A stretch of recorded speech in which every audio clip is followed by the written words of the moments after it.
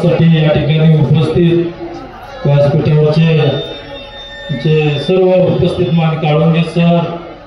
अमरजीत बाबा या सगळेजण उपस्थित, आमचे मान्यवर उपस्थित सर्व माता भगिनी आणि पंचक्रोशीत झालेले सर्व भक्तगण, आज सद्गुरू दाजी महाराजांच्या आधिपत्याखाली सद्गुरू रत्नाकर महाराजांनी दिलेला उपदेश त्याचं पालन करून आज या ठिकाणी दत्त महाराजांच्या जवळ आपल्या सगळ्यांना देण्याचं काम आज या ठिकाणी दाजी महाराज या ठिकाणी करतात। आणि आपल्या मनातल्या शंका असतील, मनातली कामं असतील, दुर्दम्य आजार असतील, या ठिकाणी आज महाराज या ठिकाणी एक सामान्य जीवन जगत असताना त्या ठिकाणी देवापाशी जाऊन आपलं मागणं, आपल्या मनातले कामं, आपले दुर्दम्य आजार असतील, आपलं असणारं टेन्शन असेल, त्या ठिकाणी हे टेन्शन न सांगता महाराज त्या ठिकाणी रत्नाकर महाराजांच्या आणि दत्त महाराजांच्या कानावरती टाकून आज या ठिकाणी आपलं जे टेन्शन असेल, आजार असतील, आपल्या मनातल्या शंका असतील, न होणारी कामं असतील, महाराजांनी डोक्यावर हात ठेवल्यानंतर त्या ठिकाणी होत असतील तर नक्कीच समाजामध्ये आज डॉक्टर पेशंटला विचारलं जातंय की तुला काय ताप आहे का, थंड आहे का, ह्याची गोळी देऊ का त्याची गोळी देऊ,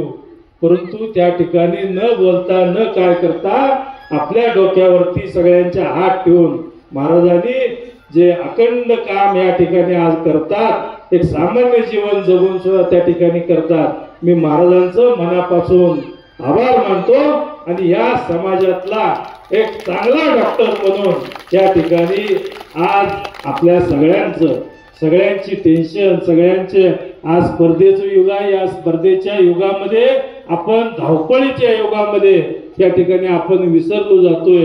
की या ठिकाणी आपला धर्म असेल किंवा या ठिकाणी येणाऱ्या पिढीला असणारे संस्कार असतील, या स्पर्धेच्या युगामध्ये आपण विसरलो जातोय। परंतु या मठावरती आल्यानंतर महाराजांच्या शिकवणीनंतर त्या ठिकाणी परत आपल्या धर्माकडे आणि या ठिकाणी आपल्या येणाऱ्या पिढीला देणाऱ्या संस्काराकडे आपण ओढलं जातोय। आणि नक्कीच महाराज आपली सेवा अशी अखंडपणे घडो आणि या ठिकाणी आपला आशीर्वाद हा अखंड आमच्या डोक्यावरती राहो ही आज आपल्या चरणी मी प्रार्थना करतो। आणि आज रत्नाकर महाराजांनी जो उपदेश दिला त्या उपदेशावरती आज या ठिकाणी त्या जी दिशा दिली आहे त्या दिशेच्या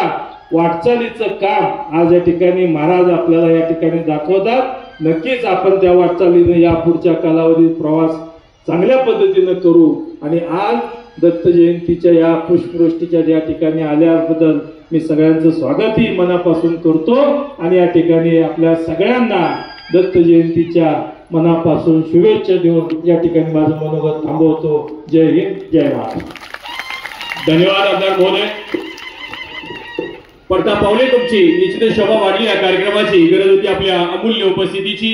उपस्थितीची। आपण या ठिकाणी आलात आणि सर्वांना या ठिकाणी शिवाशीर्वाद आपण